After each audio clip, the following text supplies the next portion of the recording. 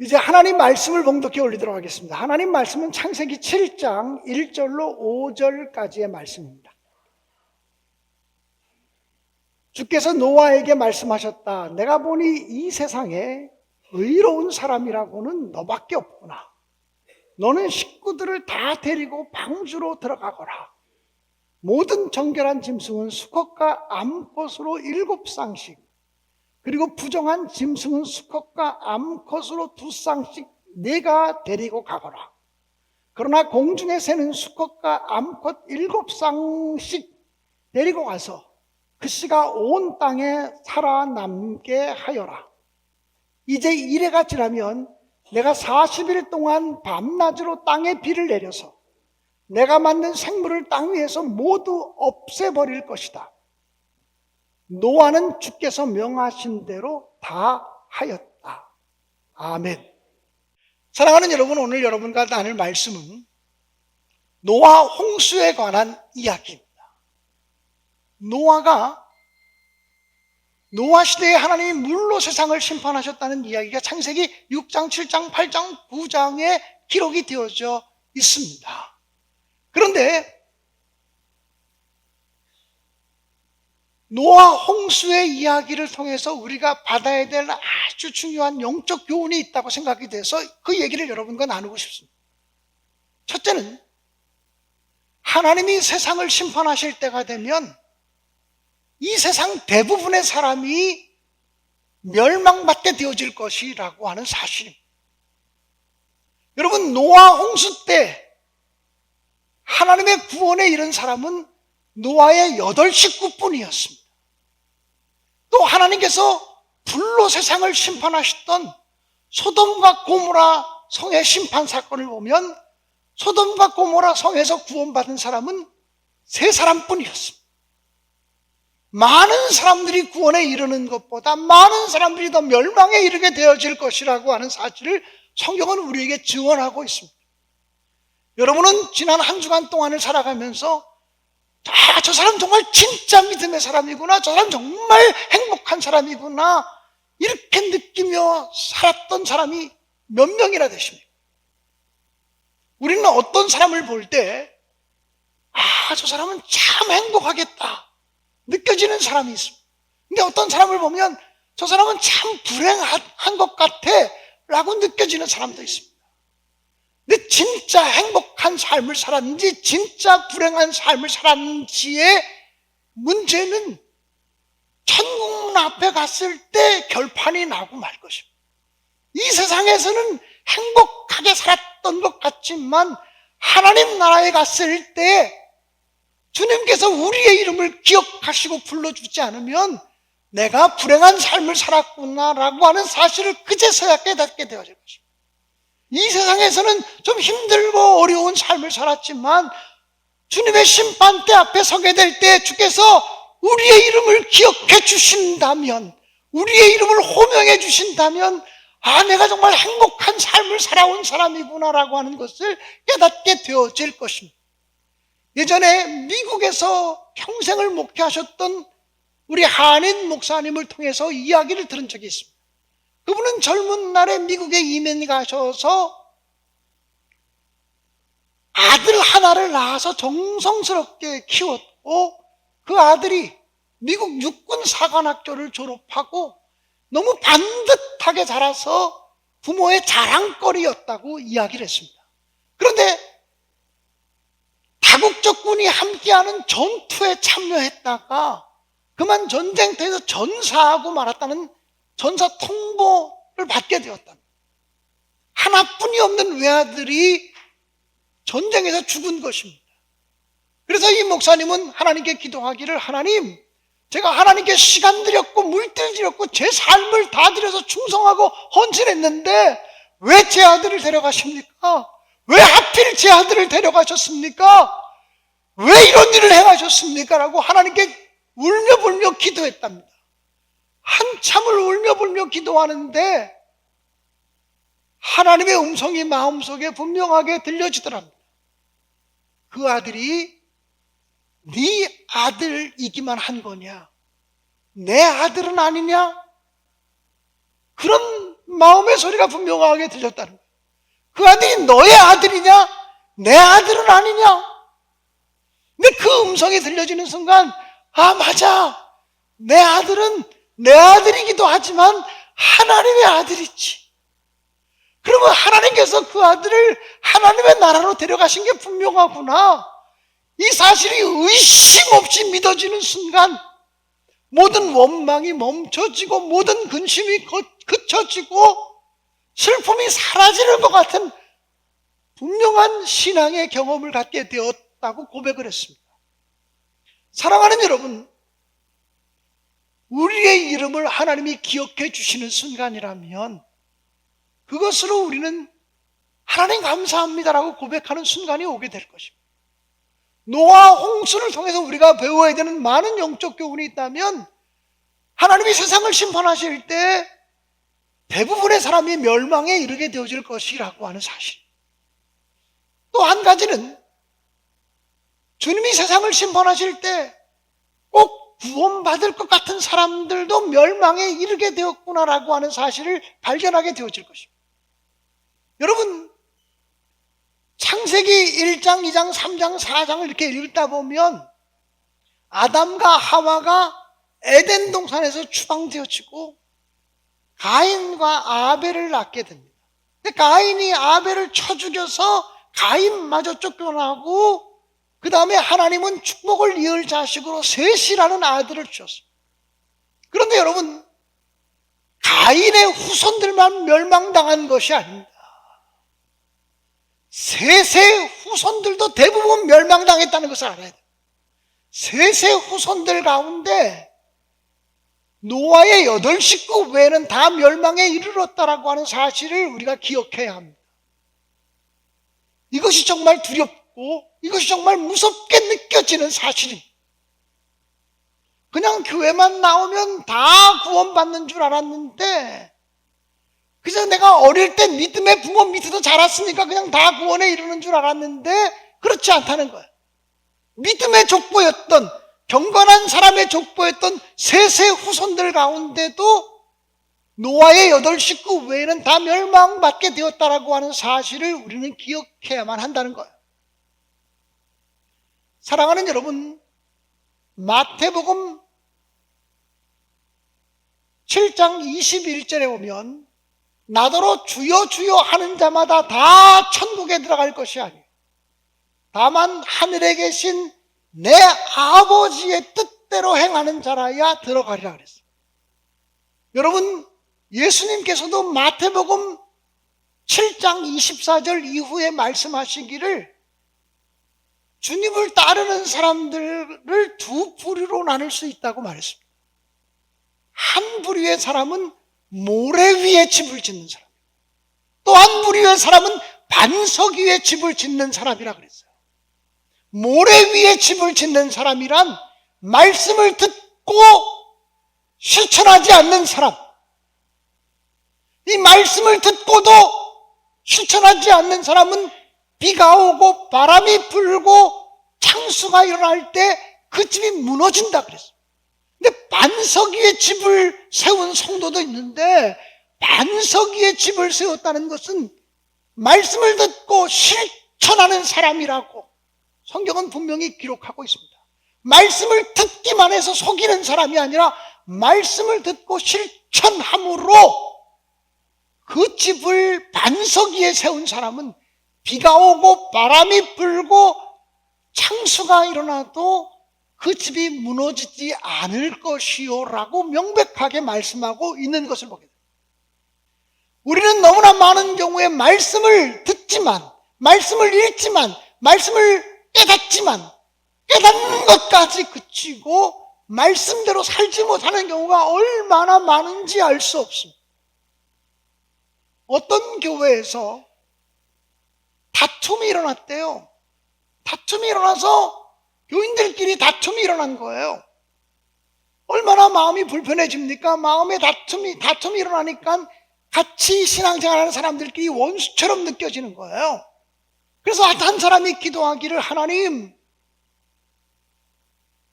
나 그 사람 때문에 너무 힘들어요. 하나님 해답을 주세요라고 기도했더니 하나님께서 그의 마음속에 분명하게 음성을 들려주기를 그를 내 앞에서 사라지게 하리라, 그런 음성을 들려줬다는 거예요. 그래서 하나님 감사합니다라고 기도를 했다는 거예요. 그런데 얼마 지나지 않아서 교회 기도회 모임이 있어 기도회 모임에 참여했는데, 그 기도회 모임에서 같이 기도하다가 돌아가면서 자기의 간증들을 나누기로 했다는 거예요. 삶의 고백들을 나누기로 했는데, 그 자리에 자기와 관계가 정말 틀어지고 안 좋은 사람들이 나타났다는 거예요. 근데 그 사람이 간증하면서 이야기하기를, 최근에 기도하는데 하나님께서 내 원수의 머리에 철퇴를 가하리라, 그렇게 말씀해 주시는 소리를 들었다는 거예요. 근데 그 소리를 듣다가 이 사람이 벌떡 일어나서 나와서, 하나님, 아니 왜 그 사람하고 나하고 똑같은 기도 응답을 주었습니까? 나는 왜 그 사람하고 나한테 똑같은 기도 응답을 줬습니까? 그렇게 하나님께 물었대요. 근데 하나님께서 그 마음속에 말하기를, 너와 그 사람이 원수냐? 너와 그 사람이 원수냐? 두 사람 사이에 미움을 일으키고 싸움을 하게 하는 악한 마귀 사탄이 원수지 왜 너희 두 사람이 원수냐? 이런 깨달음을 주셨다는 거예요. 그 순간 소스라치게 놀라면서 통곡하게 되었고 회개하게 되었노라고 고백을 했습니다. 사랑하는 여러분, 우리는 말씀을 정확하게 읽을 필요가 있어요. 자의적으로 말씀을 해석하지 않고 정말로 우리가 싸워야 되는 영적인 원수가 누구인가를 명확히 보아야 될 필요성이 있다라고 합니다. 사랑하는 여러분, 노아 홍수의 비유를 통해서 우리에게 들려주는 분명한 교훈이 있다면, 구원받을 것 같은 사람들 중에도 멸망에 이를 자가 많다는 거예요. 노아가 얼마나 많이 그들에게 회개하라고 외쳤겠습니까? 그런데 회개에 이르지 못한 사람들은 결국은 멸망하게 되었다고 하는 사실을 알아야 돼요. 말씀을 듣고 순종하고, 말씀을 듣고 순종하고, 말씀을 듣고 회개하고, 이것이 우리의 신앙의 사실은 가장 중요한 믿음의 길이라고 하는 사실을 잊지 마시기를 주님의 이름으로 간절히 축원합니다. 또 노아 홍수의 사건을 성경에서 읽으면서 깨닫는 진리가 있다면,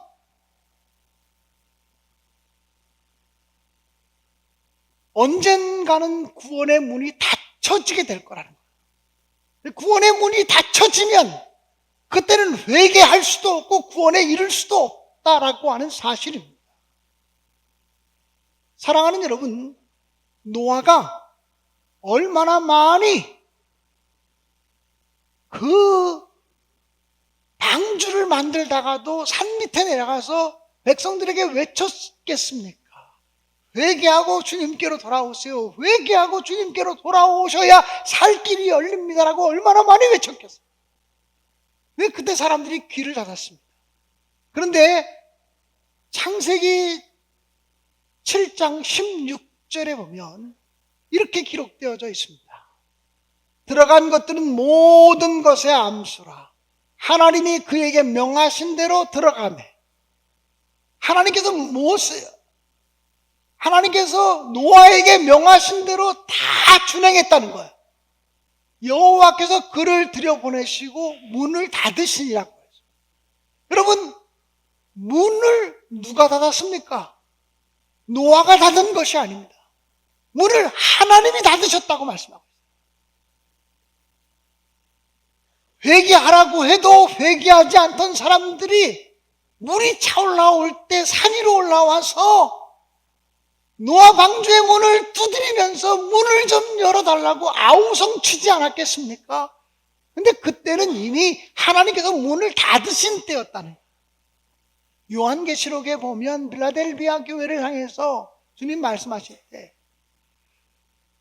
한 번 문을 열면 닫을 사람이 없고, 문을 닫으면 열 사람이 없는 이가 가라사대.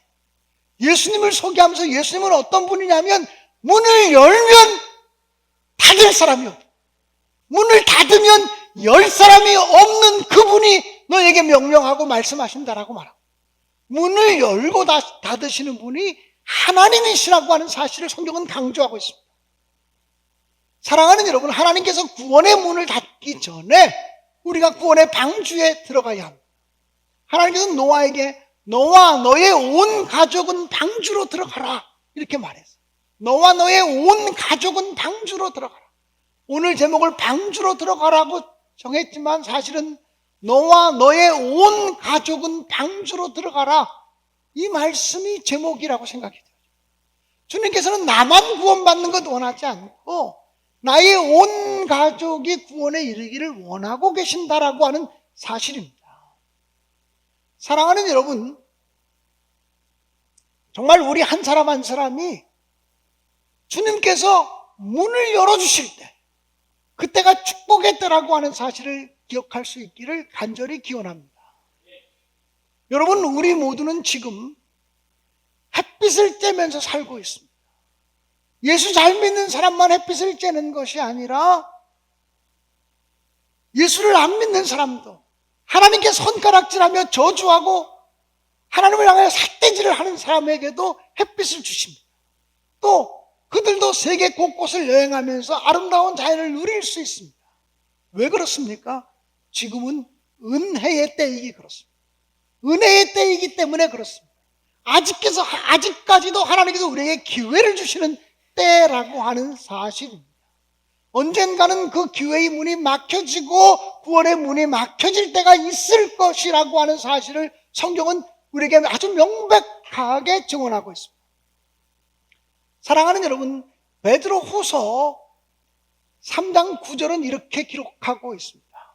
주의 약속은 어떤 이들이 더디다고 생각하는 것 같이 더딘 것이 아니라 오직 주께서는 너희를 대하여 오래 참으사 아무도 멸망하지 아니하고 다 회개하기에 이르기를 원하시느니라. 하나님은 우리를 위해서 오래 참으신다는 것. 심지어는 하나님을 욕하는 사람들에 대해서 참으신다는 것. 하나님을 저주하고 하나님 믿는 사람을 핍박하는 세력들에 대해서도 하나님은 오래오래 참으신다는 것.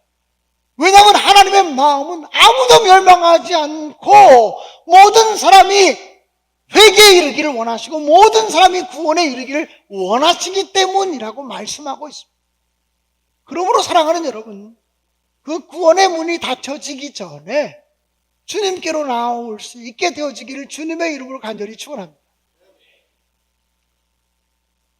사랑하는 여러분, 또 한 가지 꼭 말씀드리고 싶은 말씀이 있는데, 어떤 사람에게는 오늘이 마지막이 될 수도 있다라고 하는 사실. 오늘 저와 여러분이 함께 만나서 우리가 함께 예배를 드리고 있지만 다음 주일날 우리가 또 다 같이 함께 만나서 모두가 함께 예배를 드리라고 하는 보장은 없습니다. 내일을 약속받고 살아가는 사람은 단 한 사람도 없습니다. 잠언 27장 1절을 우리에게 이렇게 말씀하고 있습니다. 너는 내일 일을 자랑하지 말라. 하루 동안에 무슨 일이 일어날는지 내가 알 수 없음이니라. 오늘 하루 동안에 무슨 일이 일어날는지 알 수 없다. 내일을 보장받고 살아가는 인생은 아무도 없다라고 하는 것입니다. 그러므로 오늘 내가 구원받기에 합당한 사람인가를 점검하시기 바랍니다. 오늘 내 가족들이 모두 구원에 이를 수 있을까를 점검하시기 바랍니다. 혹시 하나님이 나에게 구원하라고 맡겨주신 영혼을 내가 구원하지 못하고 있는 사람들이 누구인가를 점검해 보시기를 간절히 바랍니다. 어떤 회사를 운영하는 사장님이 한 분 계신데 그분이 집사님이셨습니다. 그분이 주일날 예배를 드리다가 내가 우리 직원들에게는 예수 믿으라고 교회 가자고 전도한 적이 거의 없구나라고 하는 사실을 발견하게 되었다고 합니다. 그 다음날 회사에 출근해서 사무실에 앉아 있는데 비서가 들어와서 뭔가를 보고하려고 합니다. 그 비서에게 잠깐 앉으라고 얘기하고 이 보고는 좀 이따 받도록 하고 당신도 예수 믿었으면 좋겠다고 그리고 구원받으면 좋겠다라고 이야기를 했습니다. 그러자 그 비서가 이렇게 얘기했습니다. 제가 사장님을 15년 동안 모셨는데 단 한 번도 저에게 교회 가자고 말한 적이 없습니다. 단 한 번도 저에게 예수 믿으라고 말한 적이 없습니다. 그래서 저는 사장님이 보실 때도 교회 가기도 합당하지 않은 사람, 구원받기 합당하지 않은 사람이로구나 하는 생각을 가지며 절망할 때가 있었습니다.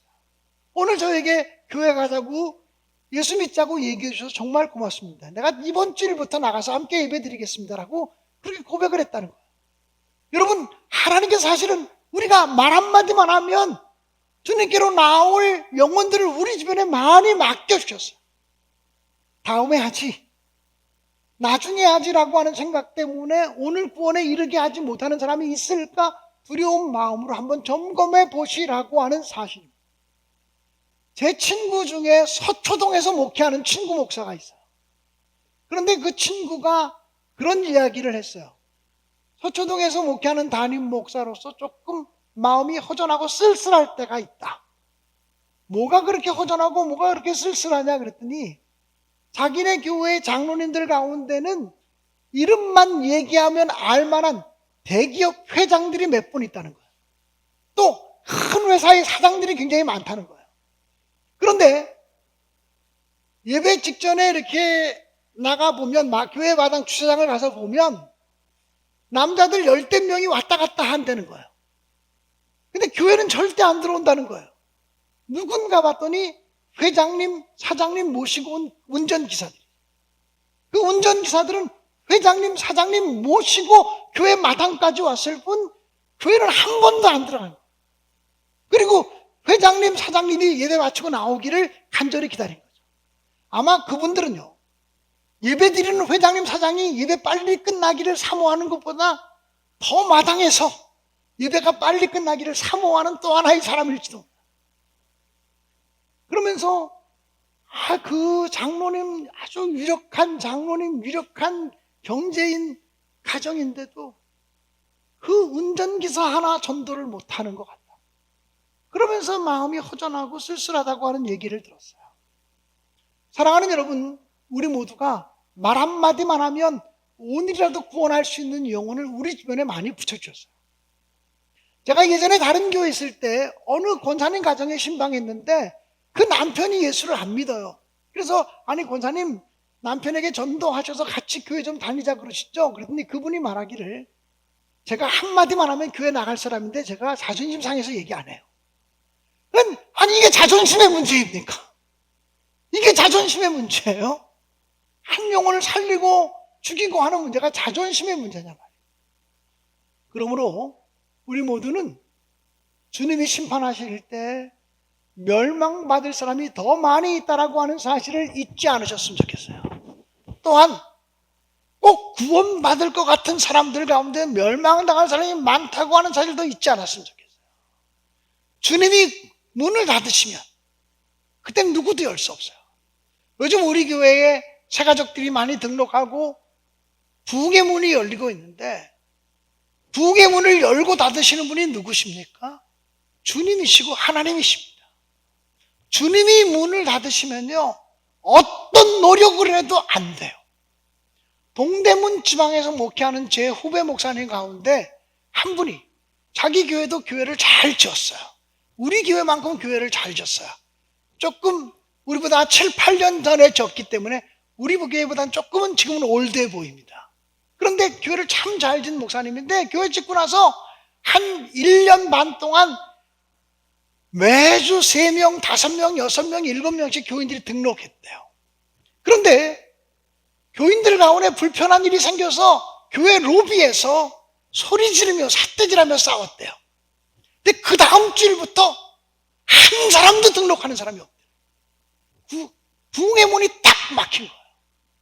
하나님께서 부흥의 문을 열어주실 때에는 우리가 굉장히 조심하고 굉장히 자세를 낮추며 살아가야 합니다. 하나님의 은혜로 되어지는 것들이 하나님의 은총으로 되어지는 것이기 때문에 설사 나 때문에 부흥의 문이나 은혜의 문이 막히고 닫힐까봐 두려워하는 마음을 가지고 살아간다는 거예요. 목사도 마찬가지고 장로도 마찬가지고 모든 성도들이 마찬가지라고 생각해요. 정말 하나님이 문 열어주실 때 우리가 주님의 은혜에 참여하기 원하고 문이 닫히기 전에 회개하고 구원에 이르는 모두가 되어지기를 주의 이름으로 간절히 축원합니다. 내일을 보장받고 살아가는 사람이 없으니 오늘을 소중히 여기고 나를 점검하고 내 가족들의 믿음을 점검하고 그리고 하나님이 내게 맡겨주신 영혼들의 모습을 점검하면서 주님 앞에 바르게 서는 우리 모두가 되기를 간절히 바랍니다. 사실은 주님을 따라가는 것은 좁은 길을 걸어가는 거예요. 이게 결코 넓은 길이 아닙니다.